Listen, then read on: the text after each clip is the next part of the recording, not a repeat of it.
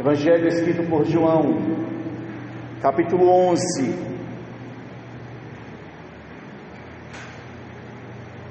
Diz assim a palavra do nosso Deus: Estava enfermo Lázaro, de Betânia, da aldeia de Maria e de sua irmã Marta.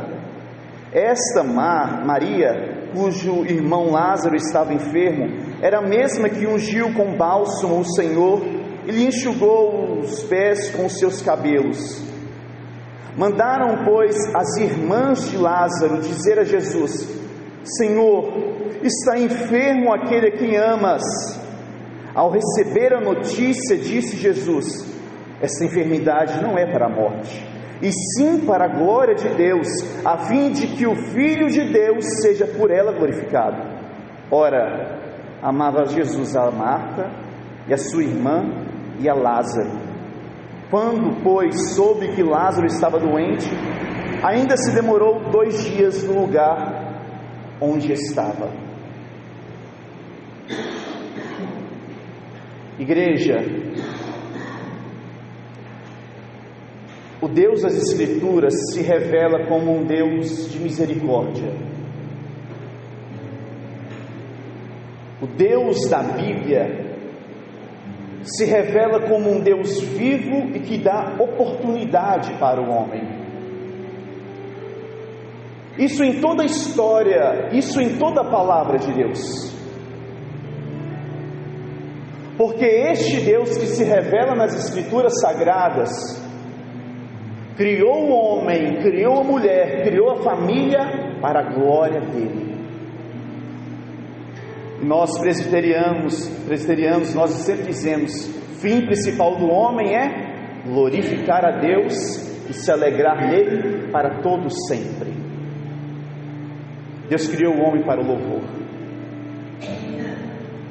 Deus cria Adão, Deus forma Eva, institui ali no Éden, no jardim de delícias, uma família perfeita.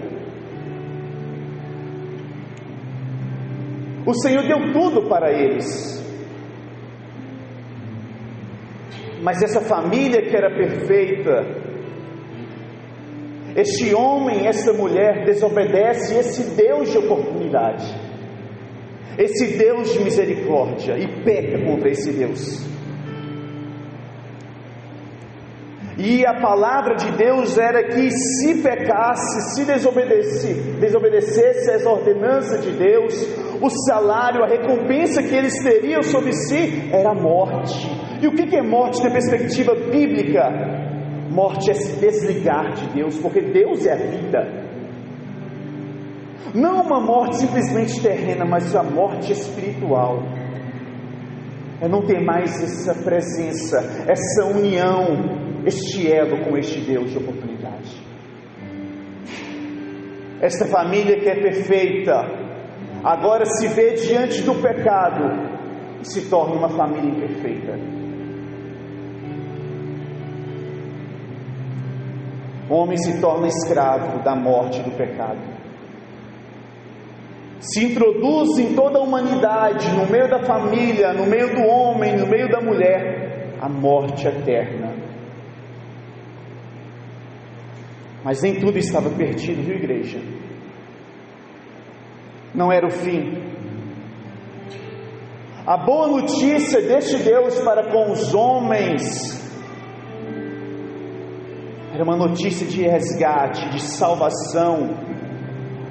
Antes da fundação do mundo, antes dessa família ser instituída, antes de Deus criar Adão, antes de todas as coisas vierem a ser criadas, antes da fundação do mundo, a palavra diz que Deus já enviou o Cordeiro, Deus já enviou o Salvador,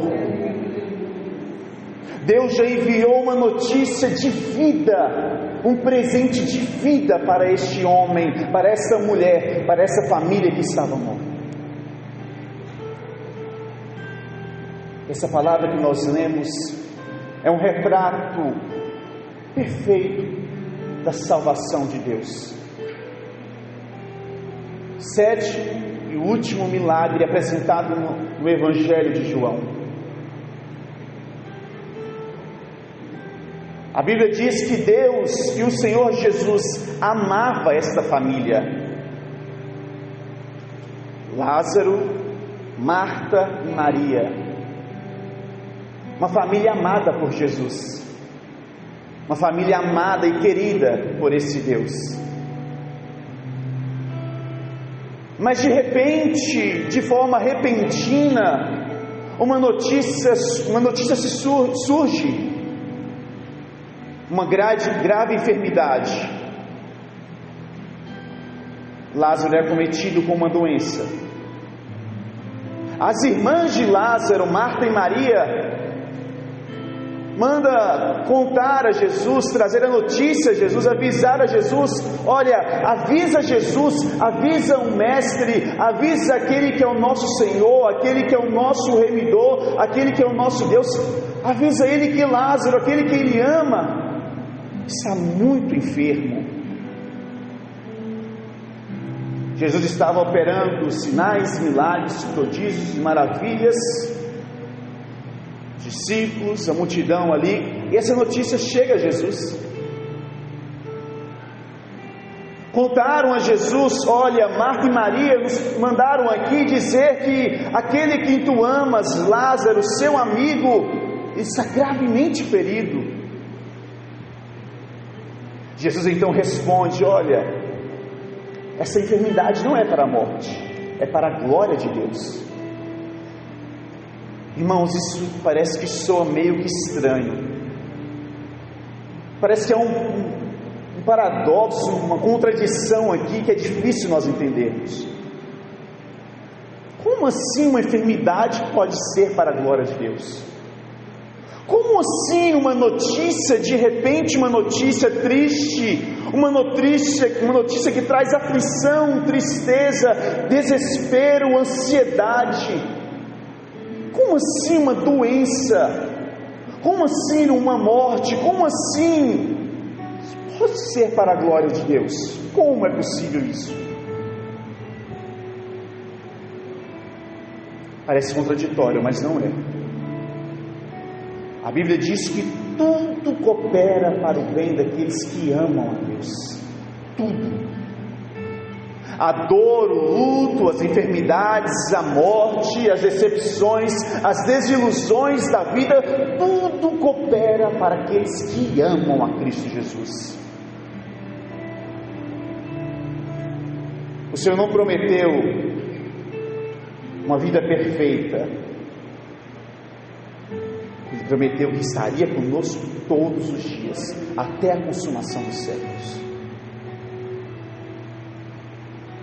Há enfermidades, há circunstâncias na minha e na sua vida, na minha e na sua família, que possa parecer meio difícil de você entender, uma dor, uma doença, uma necessidade que surge, um desemprego, uma situação financeira, uma morte de um ente querido, uma notícia triste, que você pode pensar: cadê Deus? Mas se você ama Ele, tudo coopera para o bem daqueles que amam a Deus. Essa enfermidade não é para a morte, é para a glória de Deus. Jesus tarda. Jesus poderia muito bem ir direto e correndo para a aldeia de Betânia, mas Jesus continua ali. Os discípulos ficam sem entender. Jesus fala para os discípulos: olha, não é para a morte essa enfermidade. Passa-se o tempo, Jesus vira para os discípulos e fala assim: olha, vamos voltar para a Judeia, porque Lázaro já descansa. Lázaro está dormindo. Os discípulos não conseguem entender o plano espiritual de Deus. Jesus teve que ser claro, que eles: olha, Lázaro morreu, vamos voltar, agora sim nós iremos para lá. Eu fico imaginando Marta e Maria chegando para aqueles que mandaram e trouxeram notícia para Jesus. Olha, o que Jesus respondeu? Jesus respondeu que essa enfermidade não é para a morte, é para a glória de Deus. Eu fico imaginando a aflição, a ansiedade do coração de Marta e Maria. Lázaro só piorando. Cadê Jesus? Eu fico imaginando ela olhando, esperando Jesus todo o tempo, e nada de Jesus chegar. Onde está Jesus? E Lázaro então vem a morrer. Talvez elas poderiam pensar assim: olha, Jesus falhou, Jesus até mentiu, ele falou que a enfermidade não era para a morte, e meu irmão vem a morrer. Será que o meu Senhor falhou? Será que o meu Senhor errou? Onde está Jesus aqui? Jesus não falha, igreja. Jesus não erra. Jesus não é como eu e como você. Nele não há sombra de variação. Ele não pode mentir. Eu e você, nós erramos, sim. Eu e você falhamos. Esse Deus não falha. E esse Deus se apresenta nas Escrituras como um Deus que também não tarda. Aparentemente parece que Jesus se demorou, mas Jesus não demora, viu? Ele não chega atrasado nem adiantado, ele chega no tempo exato, perfeito, na agenda de Deus. E o tempo de Deus é perfeito. Não é no meu e no seu tempo. Não é segundo o nosso querer, segundo a nossa razão, segundo o nosso entendimento. Vem Jesus sobre a minha família, meu familiar está enfermo, venha morrer, uma situação que surge. Não é no meu e no seu tempo, não é conforme o meu e o seu querer, é no tempo e na agenda perfeita de Deus. A aparente demora de Deus revela como um Deus da glória, um Deus que opera maravilhas. Jesus não queria operar apenas uma cura de uma enfermidade, de uma doença de Lázaro, não. Jesus queria operar um milagre da vida de Lázaro.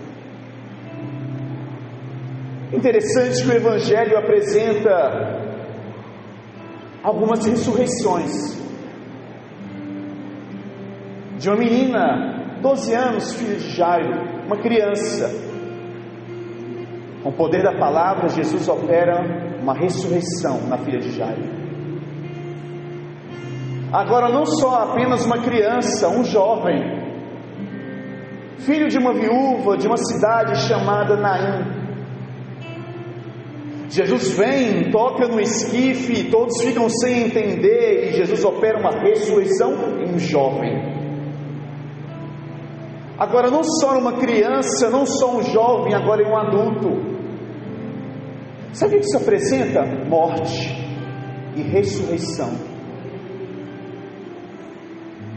Isso apresenta que nós estávamos mortos, nossos delitos e pecados. Sim, as crianças nascem. Sim, todos estão debaixo da morte, todos foram destituídos da glória de Deus, mas o presente de Deus, o dom gratuito de Deus é vida eterna, é vida com abundância.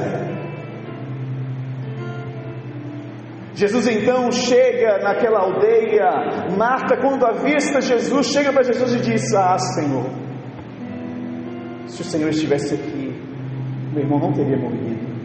Revela fé no coração de Marta. Se Jesus estivesse aqui, meu irmão não teria morrido. Porque onde Jesus está, é vida. Todos que chegaram diante de Jesus com uma necessidade, Jesus operou um milagre de cura, de vida, de ressurreição. Jesus opera um milagre na vida de todos que vá a Ele. Eu venho como estou, como nós cantamos, com sinceridade. Se o Senhor estivesse aqui, Jesus fala assim: Marta, eu sou a ressurreição e a vida. Eu sou aquilo que é a revelação especial que Deus deu lá para Moisés na sarça que queimava e não se consumia. Dize a Faraó que eu sou. Eu sou a ressurreição, eu sou a vida. Ainda que esteja morto, viverá. O que está morto na sua vida, meu irmão, minha irmã? É um relacionamento com o familiar. Tantos anos, mágoa sem se falar. está morto, a sua esperança de um familiar venha a se converter a uma doença, uma enfermidade, que está morto na sua vida. Se Deus é Deus da vida, e ainda que esteja morto, as Escrituras dizem, viverá, porque Ele é a ressurreição e a vida. Logo depois chega Maria e diz a mesma palavra. Essa Maria é aquela que ungiu, derramou um perfume de nardo aos pés de Jesus e enxugou com seus cabelos um bálsamo. Maria diz a mesma coisa que sua irmã Marta: Senhor, se o Senhor estivesse aqui, meu irmão não teria morrido. Maria chora diante de Jesus. Os judeus, os familiares, os amigos, os vizinhos que estavam ali começam a chorar. Jesus vê aquela cena e sabe o que acontece? Jesus também chora. E Jesus chorou. Tão interessante que a Bíblia diz que Jesus, Ele não é 50% homem, 50% Deus, como muitos pensam, não. Jesus é 100% Deus e 100% homem. E aqui revela um Jesus que sensibiliza com a morte, com o sentimento dos homens. Deus homem, quando Ele vê a morte daquele que Ele amava, quando Ele vê aquelas pessoas que Ele amava chorando, quando Ele vê o luto, o semblante de tristeza nas pessoas, Ele chora.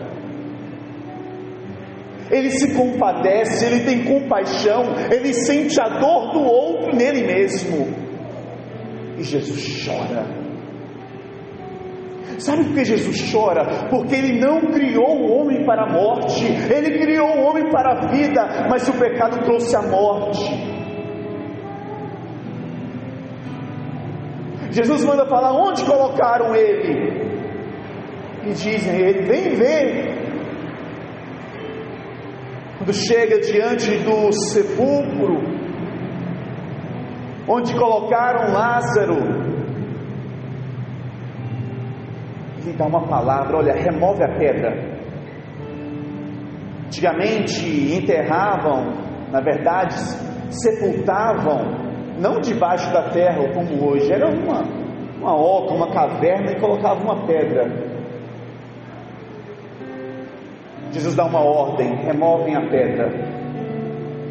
Eu fico imaginando aquela cena. Inclusive Marta chega e fala: Senhor, está um mau cheiro, um odor, porque já faz 4 dias. Marta, você não entendeu que eu sou a ressurreição e a vida? Marta, você não entendeu que aquele que está morto viverá? Tire a pedra. Tire a pedra. Tire a pedra do seu coração, da incredulidade, da falta de fé, da falta de confiança em Deus. Desse Deus que tem poder de operar naquilo que é impossível, operar aquilo que é possível para Ele, porque é impossível para nós homens, para Deus tudo é possível. Tire aquela pedra da incredulidade, da dureza do seu coração, e creia, e confie, e descanse na ordenança da palavra de Jesus na sua vida. Obedeça a palavra dele. Tire a pedra, creia nele. Eles removem então a pedra, e Jesus, com o poder da sua palavra, Jesus dá um brado, Jesus dá um grito: Lázaro, sai para fora. Eu pergunto à igreja: morto pode ouvir? Morto pode pensar? Morto pode agir? Não. Mas quando é Jesus, até um morto escuta, viu? Quando é Deus na vida, irmãos, aquilo que está morto, Ele traz a vida na hora. Lembra do vale dos ossos secos? Profetizar com ossos secos, está seco. Não tem mais esperança, não tem mais perspectiva nenhuma de melhora, de saída, de resolução, não tem mais jeito. mas segundo a palavra de Deus, Ele opera naquilo que é impossível para nós homens. Ele opera o milagre da vida. Lázaro sai para fora. Ele deu um grito, ele deu um brado, todos escutaram isso. Poderiam pensar, está louco. Algumas pessoas até riram. Está morto tem 4 dias, não tem mais nada o que ser feito, não tem mais saída, não tem mais esperança. Mas com um brado, com um grito. Lembra do brado na cruz? Lembra o grito da cruz? Está tudo terminado, está tudo consumado. Ele pagou o preço da morte. Ele morreu a nossa morte para vivermos a sua vida. Ele trocou o nosso lugar. Ele substituiu. O brado da cruz é: perdoa, Pai. Perdoa eles, porque eles não sabem o que fazem. Este brado lá na cruz, esse brado há 2000 anos atrás, esse grito que Jesus deu na cruz, cai sobre nós hoje, Igreja Ebenezer. Se você está aqui hoje, se você pode sentir paz diante de Deus, se você pode abrir o seu coração e sentir a presença do Espírito Santo, e sentir a alegria de Deus, é porque Ele perdoou os seus pecados. Brado é esse, está tudo terminado, tetelestai, está consumado, o plano perfeito de vida para o homem, esse plano que foi destruído lá no jardim do Éden, mas agora no jardim, no horto, no jardim de Getsemane, Jesus recupera e traz a vida, porque Ele é o segundo Adão. Lázaro então, quando ouve o morto, quando ouve a voz do Deus da vida, sai para fora. Um milagre, todos testemunham. E Jesus dá uma ordenança para as pessoas, que eu acho tão interessante: desatai, tirai as faixas, que era comum passar as faixas para sepultar. Tira a faixa, desatai ele, deixa ele livre. Havia uma pedra que aprisionava ele na escuridão da morte, do sepulcro. Havia faixas que prendia, ele estava amarrado, ele estava preso, ele estava morto, mas Jesus dá ordem, pela palavra do poder dele, ele dá vida e ele liberta. Ele tira da escuridão, sai para fora, sai da escuridão, vem ver a luz. Ele é o eu sou, a luz do mundo. Mas a palavra é para aqueles que estavam ali: olha, desamarrem ele, tirem as atas, desatai. Faça isso, igreja. Uma ordenança: desate. Aquilo que está preso na sua vida, aquilo que está amarrado, tire, vai tirando, com paciência, com calma. É uma dificuldade com o familiar, é uma dificuldade, é uma desesperança, é uma depressão, é um problema mental, é um problema físico. Vai tirando, vai desatando, porque esse Deus é um Deus de milagres, Deus vive. O Senhor opera uma grande maravilha. O que há? Glorificação. O povo testemunha aquele milagre da vida. O povo começa a dar glórias a Deus. Não apenas um profeta se apresentou ao nosso meio, mas o Filho de Deus, o Verbo encarnado, a palavra de Deus, se apresenta ao nosso meio.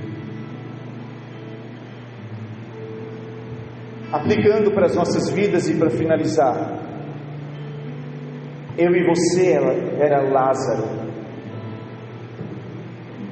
Por conta do nosso pecado, nós estávamos mortos, os nossos delitos, os nossos pecados. Não teria como ver a luz do dia. não teria como sair dessa escuridão da morte. Estávamos cativos no império das trevas. Mas um dia Jesus apresentou nas nossas vidas. Um dia Jesus apareceu no caminho das nossas vidas. Um dia Jesus nos libertou. Um dia Jesus nos deu a vida e vida eterna. Não poderíamos ir a Jesus, não poderíamos ir a Deus, estávamos mortos. Mas se hoje nós temos vida, é porque Ele nos deu a vida. O que vamos fazer com essa vida? Vamos fazer aquilo que nós somos criados, aquilo que é o nosso fim principal. E o fim principal do homem, o fim principal da família, o fim principal da criança, do jovem, do adulto, de todos, é glorificar a Deus e se alegrar nele para todo sempre. Deus cria uma família perfeita no Éden. Essa família se torna imperfeita pelo pecado. Mas aqui Deus opera um milagre em uma família, um milagre da vida. Esse Deus pode operar um milagre na vida e na sua família. Você crê nisso? Você crê que esse Deus é um Deus que, ainda que esteja morto, viverá? Feche os seus olhos e converse com Ele nesse instante.